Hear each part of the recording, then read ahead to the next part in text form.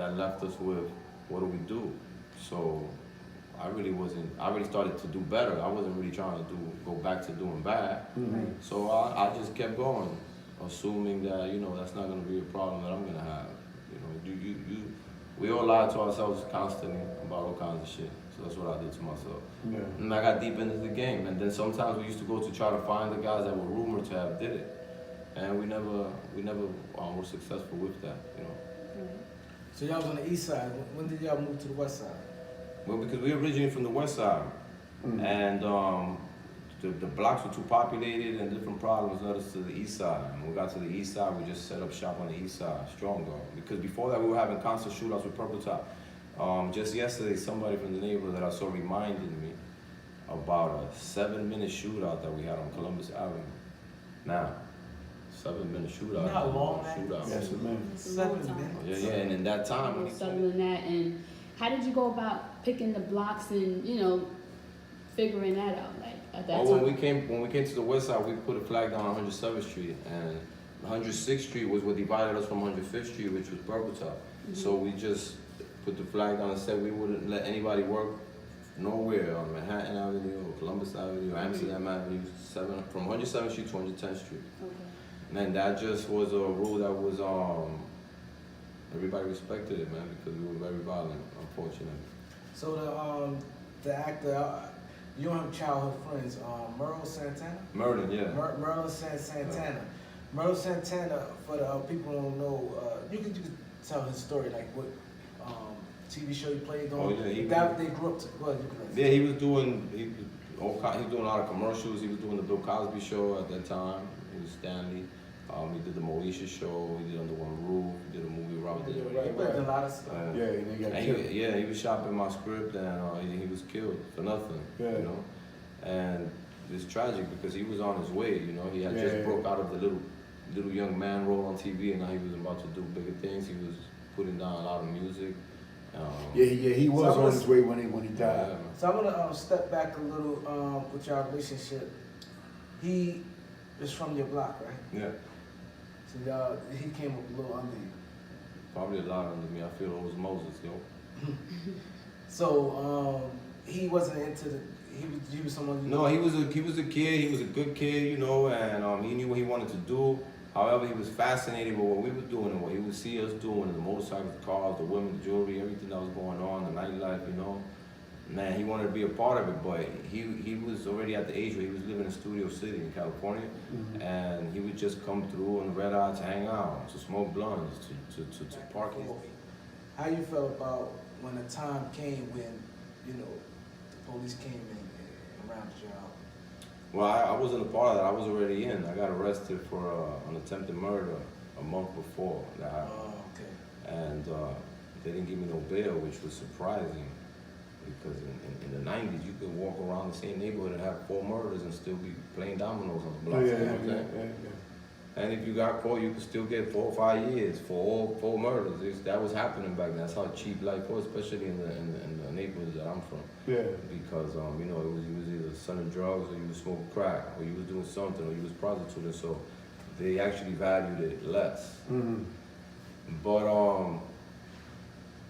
don't know, man. It was a dark time, bro. Those times were like the Thriller video, but every single night. Crazy Something was going on. A whole lot was going on every night. Yeah. And you didn't just say to yourself, well, I'm not going to do it anymore. Like, how did you feel about that whole experience there? I could tell you mad at me. Yes. How was that? Well, I didn't actually get hit. I played dead 3 times that people had hits on me, but I didn't actually get hit. Man, how I felt was, I can tell you how I feel about it now. At the time, I felt like, all right, got to get somebody back.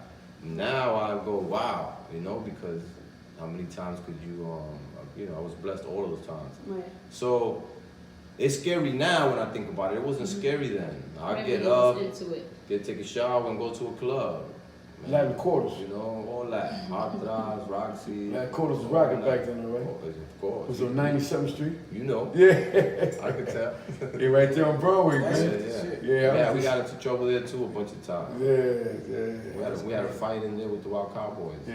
Yeah, the Wild Cowboys. Yeah. We were just He's talking in prison, the same dude. Mhm. You know what I'm saying? Right. So by him telling me that, I said, "Damn, this is deep." He taught me a lesson, and I used that throughout my whole entire sentence to just try to own your own square. So he was doing bad. I helped him out one way. I'm getting things from him also, like examples. I see his patience. I see that his tolerance, and I'm gotta learn from everything around me. You know, I'm upstate. And you know, he didn't get no visits. I got him down on visits. I got sent him packages just to make the dude feel better. You know. The time came when he said, "Yo, man," he told me what he did. He said, "Don't tell nobody about this. I don't know what I want to do yet." And then he went on a transfer. And while he was on the transfer, he saw one of them. Everybody knows who that is, and he started feeling Right, this bad one again. into it, right. And then he contacted the captain and then Inspector General at that facility. What I did is this: that when nothing happened, when they didn't do nothing with it, and he just got transferred back to Clinton. After he told already at this time? Or The not? public didn't know, and the press didn't know. So what I did is that when he returned and he told me and he said, "Yo, nothing is happening, and I really want to get this done," I called my lawyer, Liz Stewart. She's a radical attorney, rest in peace. Mhm. And together we went through several conversations where he could get this out. And one way was by contacting Barry Sheck, and she did that. She faxed Barry Sheck, and 2 days later he got a letter that we sent them, and they started a process. And that process was the reinvestigation of the Central Park fraud. Better reopen the case back up. Yeah. And then, you know, his DNA matched, and it's the only one, and then other things started to fall apart, and as we all know, the case was dismissed, and they received the judgment, and here we are with the series. We've came that far in that history, one of the ugliest things that occurred. And here we are that the president never apologized to them, and that's where we are with that right now, you know? Yeah, they were awarded $41 million. And me personally, man, being in Cali, we was talking, like, first thing I'm doing is setting it out. Mhm. Like, I'm just saying, like, that's one thing. Me being in prison myself, you know, it always like a give back. That just what it's about saying. And I heard you, like, on the interview, you said, you know, these guys wasn't from the streets, but I just think still, like, common sense. Well, common you know, sense ain't they- common, really. That's it's what common common sense sense. ain't common, yeah. And then, that, like you said, some of them, yeah, they came home. But I don't think they would never had no lawsuit. Oh, of course They not. wouldn't have That no only lawsuit. came Came after it was because proven that they exactly. were always innocent, you know, and they deserve it. But they don't owe me no money.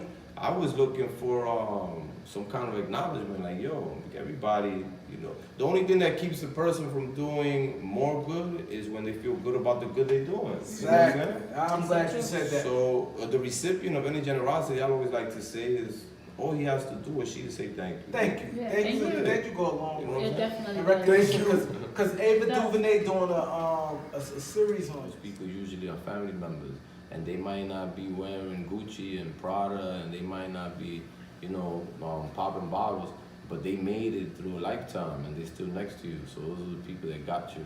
You know, a lot of us, including me, step away from the people that got you from the beginning. Your mother, you know. My mother never gave up on us. We done lived in shelters, in the streets, in people's apartments, basements, Puerto Rico, every way you could think about it. And slept in the bathtub, on somebody's floor, got stepped on, all this shit.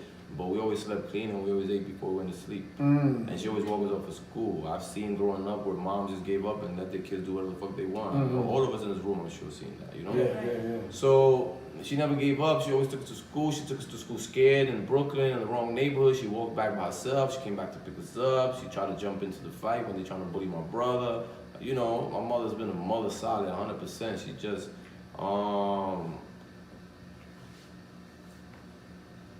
she just has fucking, you get a chick pregnant, and then that's a lifetime for her. And that's what my mother went through, you know?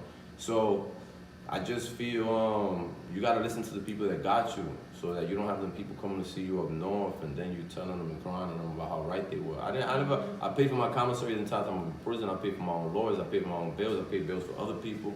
But at the end of the day, I didn't pay my mom enough mind to listen to her and stay with her. So I really didn't help my mother. I heard her because I brought her to the penitentiary. I know she wears the shame of all the shit I'm accused of. she closes her eyes during the fucking Rambo movie thinking Stallone really fucking somebody up. So I know she must feel a way about her son, and I feel a way about it. Sometimes I look at my mother in the eye, I know, you know, I'm in my mind, I know, I was the same kind of guy that had your daughter hooked on crack, you know, and I know what that escalated. I've seen chicks that were bad, Absolutely. and